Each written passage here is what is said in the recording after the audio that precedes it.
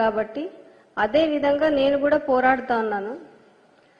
అయితే ప్రతిసారి ఇక్కడి వరకు రావాల్సి వస్తుందని ఒక బాధతో నేను ఆ రోజు ఫేస్బుక్ లైవ్ పెట్టడం జరిగింది. దాన్ని రాద్ధాంతం చేసేసి నేను మొదటిసారి ఇంటరాక్టివ్ సెషన్ అని ఎవరైనా క్వశ్చన్స్ వేస్తే మాట్లాడేలా విధంగా మన సోషల్ మీడియా వాళ్ళతో కూడా వాళ్ళకి ఏమన్నా క్వశ్చన్స్ ఉన్నా మాట్లాడే విధంగా నేను మాట్లాడ్డాను. కొన్ని క్వశ్చన్స్కి ఆన్సర్స్ ఇచ్చాను. అవన్నీ కూడా వక్రీకరించుకుంటూ ఇష్టం వచ్చినట్టు మాట్లాడ్డారు. అసలు నేను జగనన్నని వ్యతిరేకించినట్టు, పార్టీని వదిలిపోతున్నట్టు, అంటే నేను ఏదో పెద్ద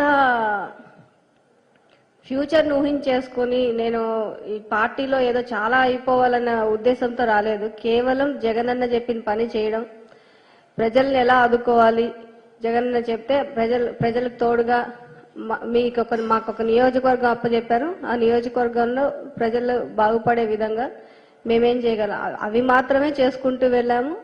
అది మాత్రమే నేను వర్క్ చేశాను.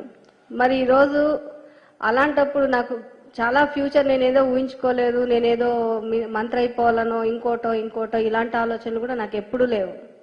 ఈరోజు ఇప్పటికిప్పుడు వద్దమ్మా నువ్వు ఎవరైనా సపోర్ట్ చెయ్యి, నువ్వు పక్కనుండు అని అన్నా కానీ I'm ready to do that.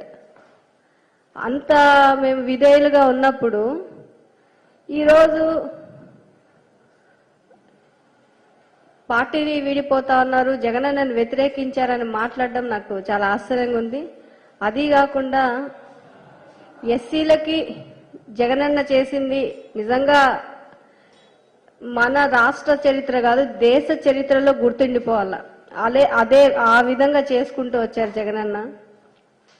మరి ఈరోజు ఎస్సీ, ఎస్టీ, బీసీ మైనార్టీలందరూ కూడా మన రాష్ట్రంలో పదవుల్లో కావచ్చు, అలాగే సంక్షేమ పథకాల్లో కావచ్చు, అన్ని రకాలుగా కూడా వాళ్ళు లబ్ధి పొందుతా ఉన్నారు. వాళ్ళందరూ కూడా చాలా సంతోషంగా ఉన్నారు. మరి అలాంటప్పుడు ఈరోజు ఏదో కొత్తగా నేను దేని గురించి మాట్లాడ్డానో అది మాత్రమే రాయండి, దాన్ని మీరు పార్టీకి జగనన్నకి ఆపాదించకూడదని చెప్పి నేను మీకు సీరియస్గా వార్నింగ్ ఇస్తున్నా. దట్టు ఈరోజు నేను ఇంకొకళ్ళు ఇలాగా వచ్చి ఏదన్నా విషయాలు అంటే వాళ్ళ కాన్స్టిట్యున్సీ విషయాలు కావచ్చు, ఏదన్నా విషయాలు ముందుకొచ్చి మాట్లాడడానికి కూడా భయపడే విధంగా, అంటే దాన్ని పెద్ద వైరల్ చేసేదో చాలా పెద్ద తప్పు చేసేస్తారు. అంటే ఓపెన్ గా వచ్చి మాకు ఈ కష్టం ఉంది, నేను మాట్లాడాలనుకుంది, నేను కన్వే చేయాలనుకుంది నా నియోజకవర్గ ప్రజలకి మనం కలిసికట్టుగా పోరాడుకుందామని చెప్పి నా నియోజకవర్గ ప్రజలకు పిలుపునిచ్చా నేను. అలాగే